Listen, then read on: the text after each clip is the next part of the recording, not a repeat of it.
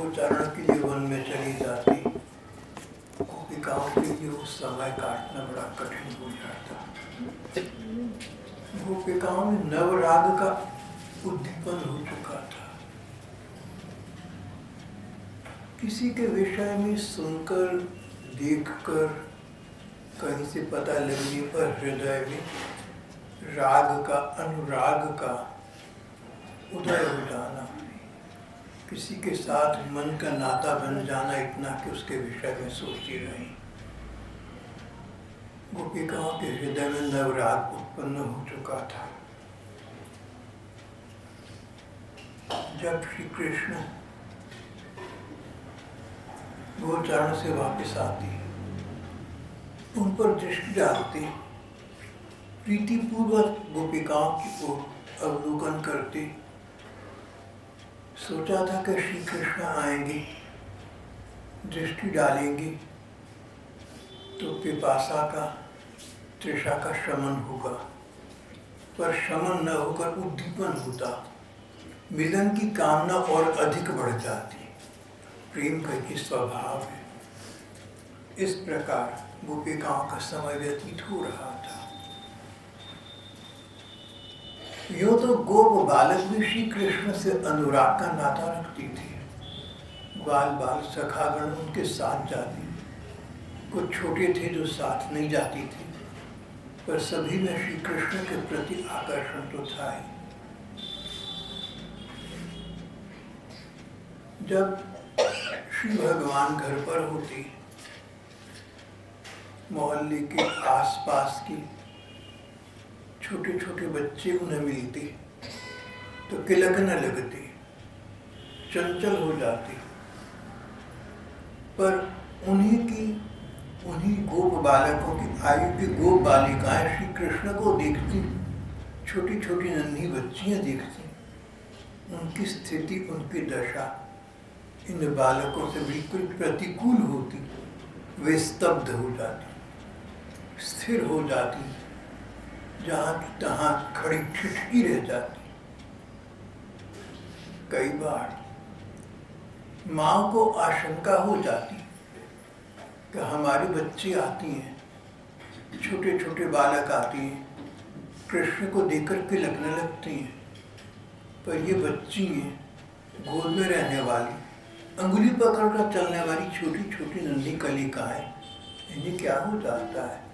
ये स्तब्ध क्यों हो जाती, स्थिर क्यों हो जाती है? माँ ऐसा सोचती, आशंका करती, चिंता करती, फिर मन ही मन उसका समाधान कर लेती। इस बालक का सौंदर्य ऐसा है, इसे देखकर बड़े बड़े सम्मोहित हो जाते हैं कि छोटी बच्चियों की तो बात ही क्या है, और ऐसा सोचकर अपने मन को शांत कर देती।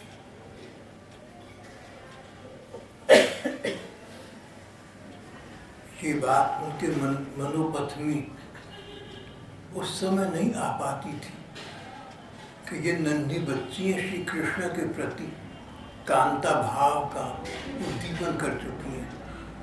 बच्चियां थी छोटी, कोई अंगुली पकड़कर चलने वाली थी, कोई गोदी में रहने वाली थी, पर उनके अंतर मन में, उनके अनजाने मन में श्री कृष्ण को सदा सदा के लिए पाने का भाव उद्दीप्त हो चुका था।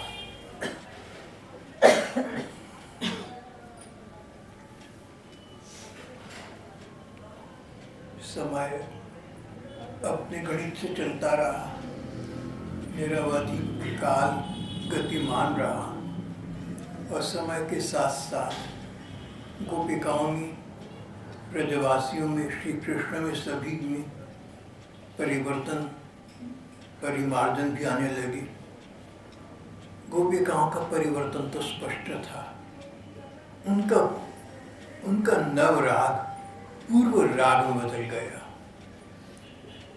पूर्व राग, मिलन की उत्कट इच्छा, किसी को देखा है या सुना है, उसके प्रति राग उत्पन्न इतना हो गया कि उससे मिलन की कामना उत्पन्न हो गई। इसे साहित्य में पूर्व राग कहते हैं। गोपिकाओं के हृदय में श्री कृष्ण के लिए पूर्व राग, मिलन की कामना उत्पन्न हो गई, कहीं श्री कृष्ण दिख जाए।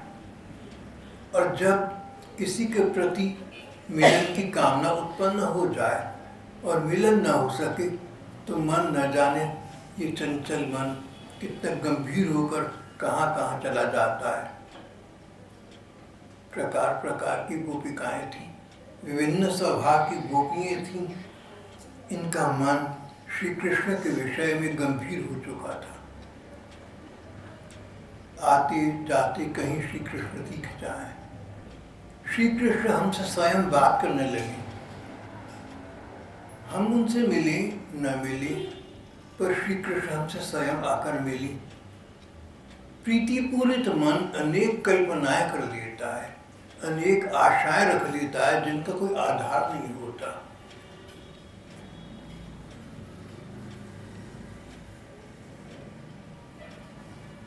मानव मन विचित्र है। किसी अनजान व्यक्ति के प्रति भी अगर हमारे मन में अनुराग उत्पन्न हो जाए, हृदय में आकर्षण उत्पन्न हो जाए, मिलन की कामना उत्पन्न हो जाए, तो मस्तिष्क तो मानो काम करना बंद कर देता है और हृदय की संभावनाएं, हृदय की संवेदनाएं, उनकी कोई सार्थकता हो ऐसा आवश्यक नहीं है। मन के रथ पर सवार व्यक्ति तो सूर्य तक पहुंच जाता है। मनोरथ पर आरूढ़ व्यक्ति कहीं भी जा सकता है, कुछ भी सोच सकता है।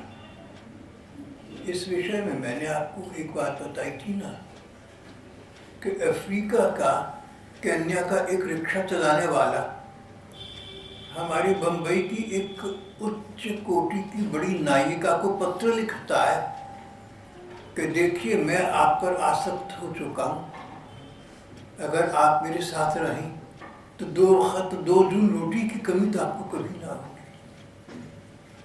भारत की वो फिल्मी नायिका अरबों रुपए की मालकन होगी कदाचित, रिक्शा चलाने वाला अफ्रीका का। उसका मन ऐसा सोच रहा था कि कदाचित वो नायिका ऐसा प्रस्ताव स्वीकार कर लेगी, उसका प्रेम प्रस्ताव स्वीकार करके विवाह करके बम्बई मुंबई छोड़ करके केन्या चली जाएगी, रिक्शा वाले की बीवी पत्नी बन जाएगी। हमें तो हंसी आती है, हमें तो मूर्खता पर आश्चर्य होता है। और व्यक्तिगत में अपनी बात करूँ तो मुझे इस बेचारी भोले पर दया आती है। क्या चाहा उसने, चाहत पर किसका नियंत्रण, किसका कंट्रोल है।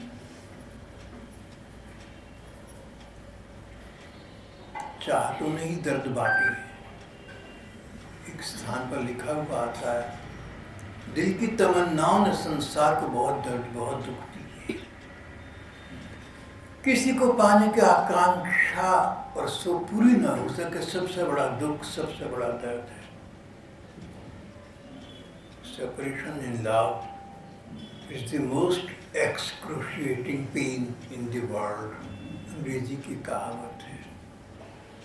जिसके प्रति हमारा हृदय समर्पित हो जाए, जिससे मिलन की कामना उद्दीप्त हो जाए और उसको हमारा विचार भी न हो, संसार सबसे बड़ा कष्ट यही हुआ करता है। ये तो संसार की बातें हैं, यहाँ तो श्री भगवान की वार्ता चल रही है।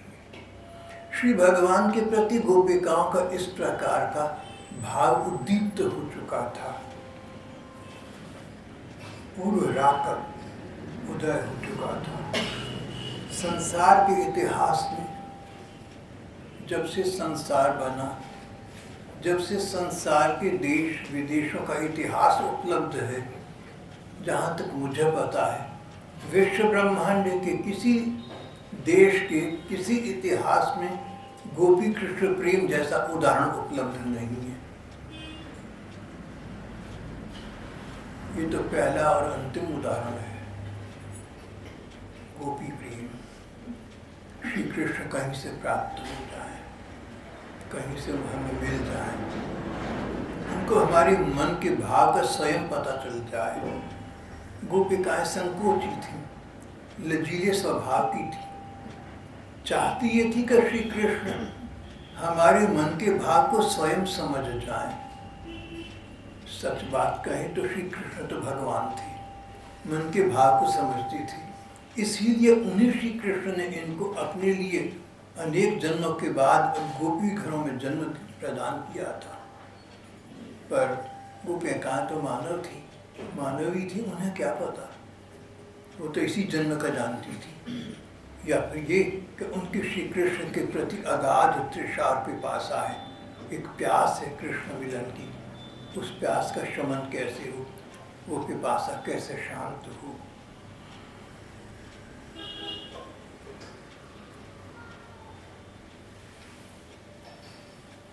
कई गोपिकाएं तो श्री कृष्ण प्रेम में इस प्रकार उन्मादिनी हो गई, इस प्रकार बौरा गई, पगली हो गई कि क्या बोलना चाहिए, क्या कहना चाहिए, क्या हम कह रही हैं, इस बात का उन्हें बोध न रहा। तो गोपिकाएं दही क्रय विक्रय का कार्य करती थी, दूध दही बेचने जाती थी, वृंदावन से मथुरा आती, मथुरा से वृंदावन जाती, आसपास के क्षेत्रों में जाती। उनकी स्थिति ऐसी कि उस समय भी उनके मन में श्री कृष्ण बसी रहती, और दही ले लो कहने के स्थान पर कहती कृष्ण ले लो। दधी को नाम बिसर गए, दधी का नाम तो भूल गया, बोली ले ले उरी कोई श्याम सलोना, श्याम सुंदर बड़ा सलोना है, बड़ा सुंदर है, प्यारा है, लाडला है, ले लो री कोई श्याम सलोना। एक भक्त कवि अपनी कविता में कहते हैं, या व्रज में कछु दे छुरी टोना, ये तो वृंदावन के टोना हो गया इन गोपिकाओं पर, कोई जादू हो गया है। दधी को नाम बिसर गयो, बोली ले ले उरी कोई श्याम सलोना। इस प्रकार की मनोदशा हो जाना कोई आश्चर्य की बात नहीं है। प्रेमी हृदय कहीं से कहीं पहुंच जाता है, कुछ से कुछ सोच लेता है, कुछ का कुछ कहने करने लगता है। कई गोपिकाएं तो रुग्ण हो गई, बीमार पड़ गई। मन रोगी हो तो तन भी रोगी हो जाता है। अभिभावकों ने समझा कोई रोग हो गया इन्हें, वैद्यों को बुलाया।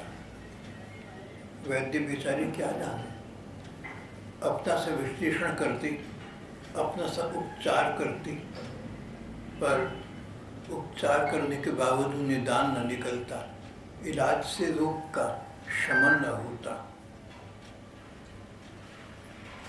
जैसी स्थिति हमारी मीरा जी ने आज से 500 वर्ष पूर्व अपनी कही थी। बाबुल वैद बुलाए लियो सखी, पिताजी ने तो वैद्य को बुला लिया। मूर्ख वैद मरम नहीं जाने, बोला भोले वैद्य को क्या पता कि मेरा रोग शरीर का नहीं है, मेरे मन का रोग है।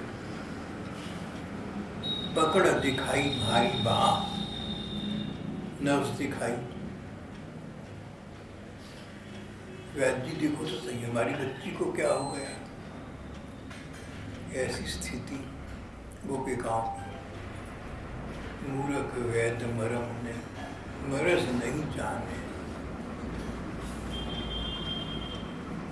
सबके मन में एक ही बात थी, कहीं से हमें श्री कृष्ण मिल जाए। कई गोपिकाओं की दशा अद्भुत विचित्र हो गई। उनके सामने कोई कृष्ण चर्चा करे तो गोपी दूसरी गोपी से पूछती, सखी किसकी बात हो रही है, कृष्ण कौन है, कृष्ण कौन है। मानो भूल गई हो कि कृष्ण है। कृष्ण प्रेम में पागल हुई गोपिकाएं एक दूसरे से कई पूछती थी, ये कृष्ण कौन है, किनकी बात चल रही है। मन ने मन को धोखा देने का प्रयत्न किया, मन ने प्रयास किया कि हम कृष्ण को भूल जाएं। उसका रूप था ये पूछना। मानो कुछ देर के लिए श्री कृष्ण स्मृति से विमल होने के स्थान पर विस्मृत हो गई, मानो कि श्री कृष्ण को भूल गई। मन ने उनको भूलना चाहा, तो अचेतन मन ने मानो उनको भुला देने का प्रयत्न किया। गोपिका एक दूसरे हरी सखी, ये श्री कृष्ण कौन है, किनकी चर्चा हो रही है।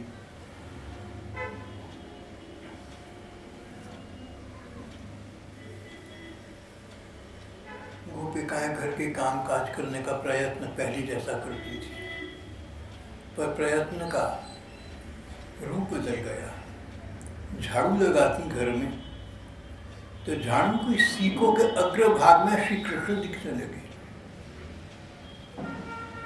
झाड़ू लगाती, झाड़ू में नहीं, झाड़ू की सीकों में, सीकों के अग्रभाग में जो पृथ्वी का स्पर्श करते थे, जो गोपिकाएं स्वयं कर रही थी, उन्हें श्री कृष्ण दृष्टिगोचर होते। दीपदान करने चलती, दीपक प्रज्वलित करती, दीवा जलाती, दीपक की लौ में श्री कृष्ण दृष्टिगोचर होती। हाथ में बर्तन लेकर मांजने का प्रयास करती, नयन निमीलित हो जाती, आंखें मुंद जाती, आंखें मिच जाती। लगता श्री कृष्ण पीछे खड़ी हैं, कंधे पर उन्होंने हाथ रखा है, मुझसे कुछ कान में कह रही हैं। बर्तन हाथ से गिर जाता, गिरने का स्वर सुनकर घर के लोग भागे आते, क्या हो गया।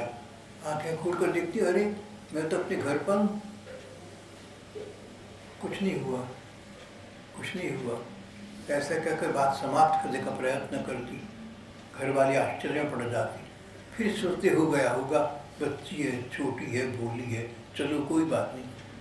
घर वालों के लिए बात यहाँ समाप्त हो जाती। पर वो नन्ही बालिका, वो गोपी इन्हीं विचारों में खोई रहती, आक्रांत रहती, अशांत रहती। कोई कोई मन में सोचती कि ब्रह्मा और शिव जी इनकी पूजा करने आती है, सुना है कि परमात्मा है। अगर ये भगवान है तो हमने तो सुना है कि भगवान के विषय में चिंतन करो तो मन को शांति मिलती है। अगर ये भगवान है और मैं इनका पूरा दिन चिंतन करती हूँ, मेरा मन तो अशांत रहने लगा, मेरा शांत मन अशांत हो गया इनके चिंतन से। ये कैसे हो गया। कोई क्यों कर कहते हैं कि कृष्ण परमात्मा है। अगर ये परमात्मा है तो मेरे मन को तो शांति मिलनी चाहिए। दिन रात इन्हीं का विचार आता है, उसी ने मुझे अशांत किया हुआ है। ये कैसी स्थिति है, ये कैसी विषमता है।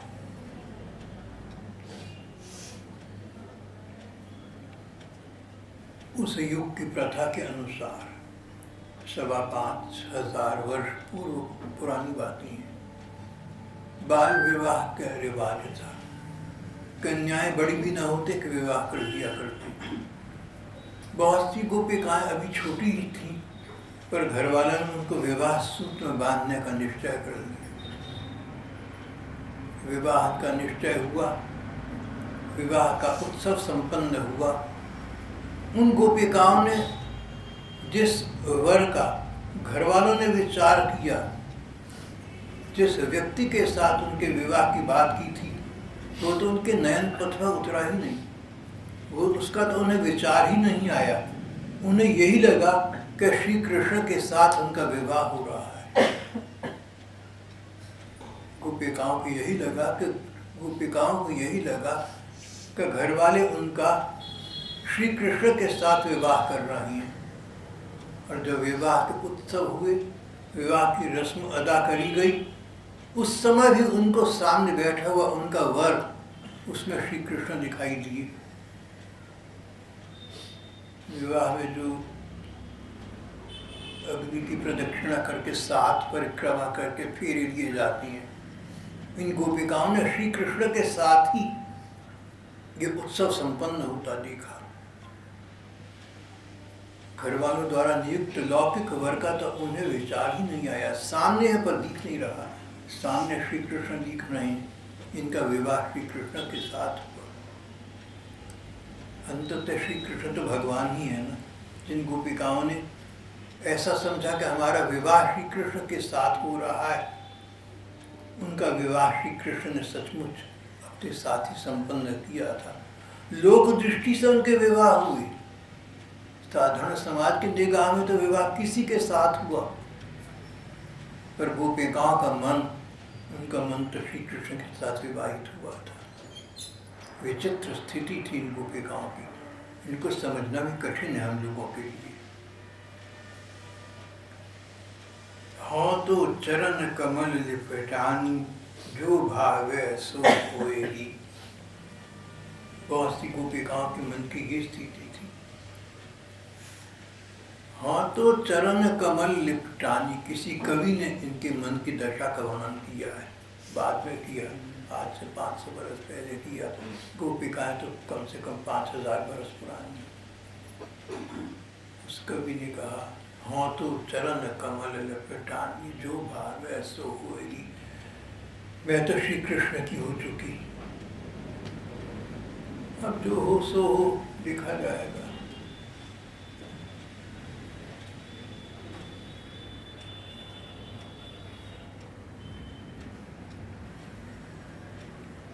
गोपिकाओं में श्री कृष्ण से मन ही मन मिलन की इच्छा उद्दीप्त हो चुकी थी। हर किसी दिल को आरज़ुओं ने दर्द बांटी हैं, एक पंक्ति में आता है। किसी को प्राप्त करने की कामना ही मनुष्य को दर्द प्रदान, दुख प्रदान करती है। और श्री कृष्ण प्राप्ति की कामना, भगवत प्राप्ति की कामना, ये तो सबसे बड़ी कामना है। गोपिकाओं को इन बातों का ज्ञान था, नहीं था। कईयों को ज्ञान था, कईयों को नहीं था। जैसे जैसे घर थे, जैसी जैसी शिक्षा थी, वैसी वैसी मनोस्थिति थी।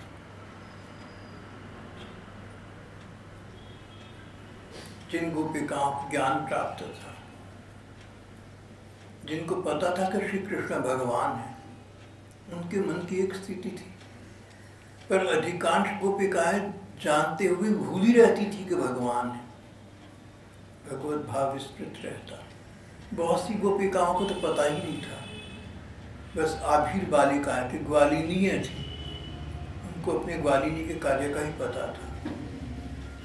पता था, नहीं पता था, पर श्री कृष्ण के प्रति इनका हृदय आकृष्ट तो हो चुका था। सबने मिलकर सोचा, सखी सहेलियां थीं, गोपिकाओं ने मिलकर सोचा कि हमें कुछ इसका निदान करना चाहिए, इसका उपचार करना चाहिए। कुछ गोपिकाओं की बाल विवाह हो चुके थे, पर जो अन्य गोपिकाएं थी, अविवाहिताएं, उन्होंने सोचा कि हम जगन जननी माता से प्रार्थना करें। माँ का काम बच्ची को ठीक पति तक पहुँचाना है। हम जगदम्बा माता से प्रार्थना करें, कात्यायनी देवी से प्रार्थना करें, माँ हमें श्री कृष्ण की प्राप्ति करा दो। मार्गशीर्ष के मास में उन्होंने 30 दिन का माँ के पूजन का नियम लिया और 30वें दिन माँ के स्थान पर श्री कृष्ण प्रकट हुए। चीरहरण लीला में ये वृत्तांत आता है, सभी भाई बहनों को याद है।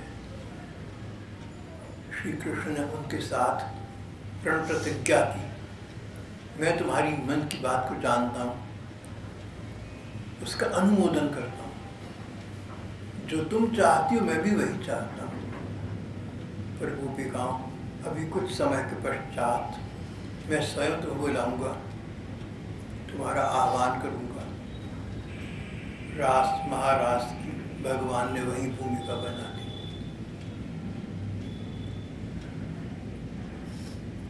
समय व्यतीत हो रहा था और इस प्रकार जो भी ऋतु आती, जो भी मौसम होता, गोपिकाओं को श्री कृष्ण का स्मरण कराता।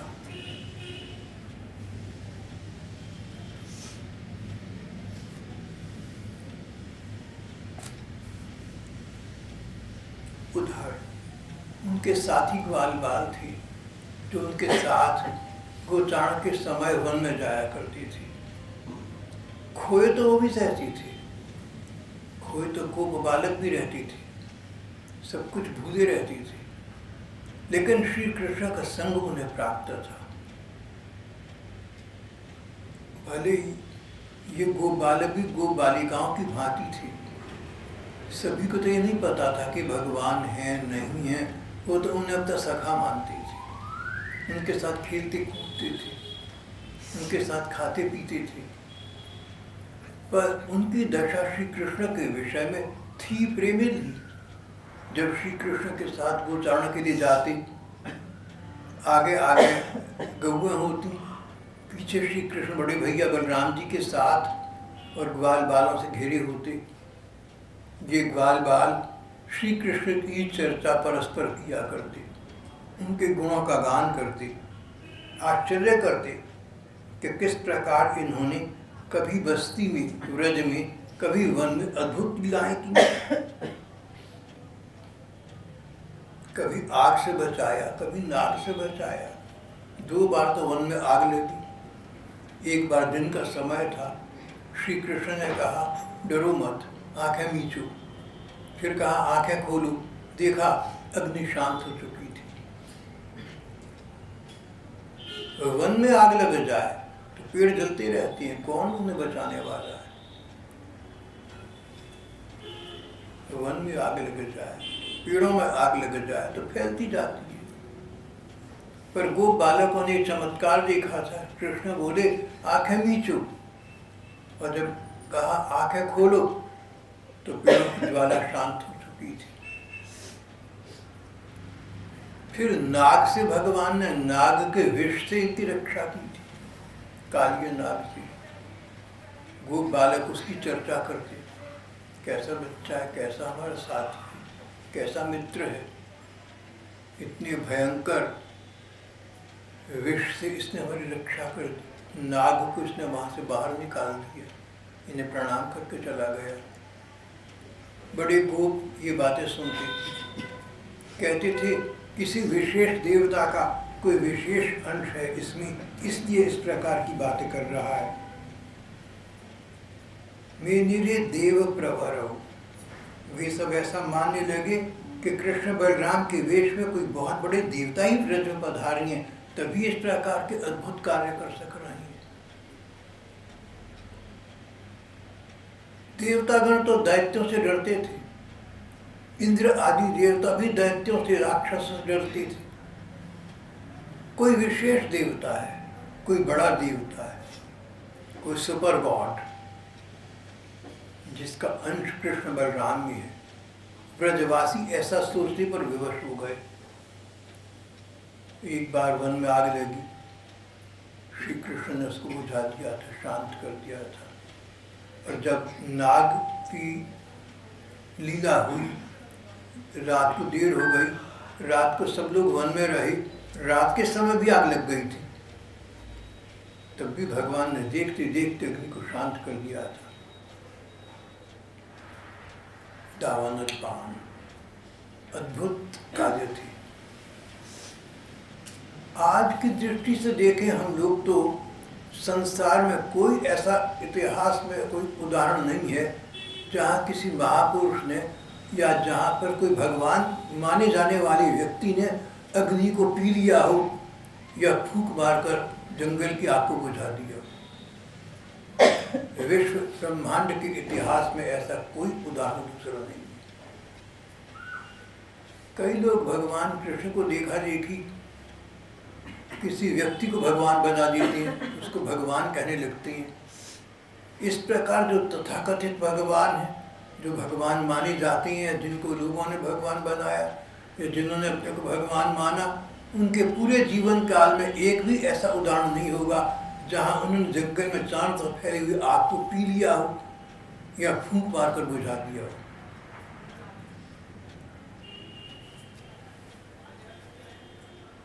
आज के युग में बड़े बड़े अत्याचार करने वाली व्यक्ति और वर्ग हैं, उनको समाप्त कर दिया हो ऐसा कोई भगवान आज के संसार में नहीं है, कभी था भी नहीं। लेकिन श्री कृष्ण ये सारे कार्य सहज कर रहे थे, बिल्कुल आराम से सुखपूर्वक कर रहे थे, मानो कोई बात ही ना हो।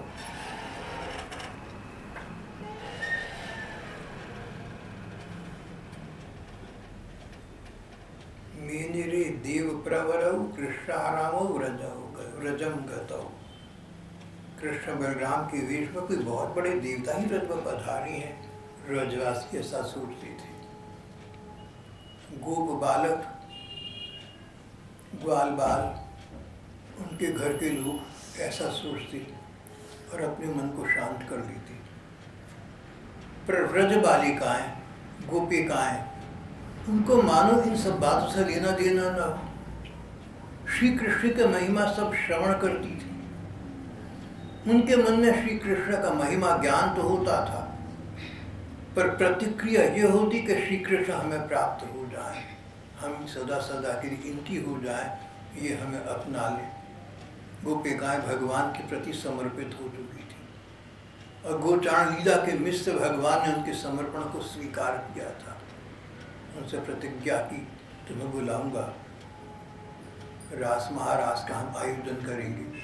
ये कथा पहले भी आ चुकी है, प्रचलित बहुत है, तो इसका विवरण देने की आवश्यकता इस समय नहीं है। यहाँ पर हम अपना आज का पाठ प्रसंग समाप्त कर देते हैं। श्री कृष्ण